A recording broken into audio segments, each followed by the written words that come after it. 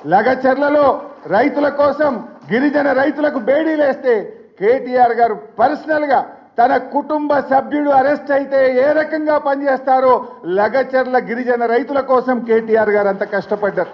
వారి బెయిల్ కోసం, వారిని విడుదల చేయడం కోసం వారి కుటుంబ సభ్యులను కూడా 3 సార్లు కలిసి ధైర్యాన్ని ఇచ్చి ఆ కుటుంబాలకు కూడా అండగా నిలబడి వాళ్ళను జైలు నుంచి గౌరవంగా బయటకు తేవడంలో ఒక పార్టీ వర్కింగ్ ప్రెసిడెంట్ గా ఆయన కృషి చేశారు. ఆ రకంగా పార్టీలో ఏ కార్యకర్తకు, ఏ సోషల్ మీడియా యాక్టివిస్టుకు, ఏ ఉద్యమకారుడికి, ఏ పార్టీ నాయకుడికి మన కౌశిక్ రెడ్డి మీద ఇంటి మీద దాడి జరిగినా పార్టీ మొత్తం అందరికీ ఆ కార్యకర్తలకు, ఆ నాయకులకు అండగా నిలబడ్డది. నేను ఇప్పుడు కూడా చెప్తున్నా, కేటీఆర్ గారు కూడా ఒక కార్యకర్తనే, కేటీఆర్ గారు కూడా పార్టీలో ఒక ఉద్యమకారుడే. ఇవాళ ఆయనకు ఆపదొస్తే కూడా మొత్తం పార్టీ కూడా వారికి అండగా నిలబడుతుంది.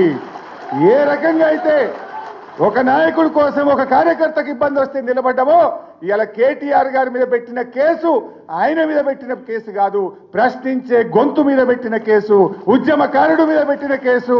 ఆయన గ్రాఫ్ పడిపోతుంది కనుక, రేవంత్ రెడ్డి ప్రభుత్వం రోజు రోజుకు దిగజారిపోతుంది కనుక ఇలాంటి కేసులు పెట్టి ప్రజల దృష్టి మరల్చాలనే ఒక కుట్రలో భాగంగానే కేటీఆర్ మీద కేసు తప్ప ఇది వ్యక్తిగతంగా ఆయన చేసిన తప్పు కాదు, నేరం అంతకంటే కాదు. ఈ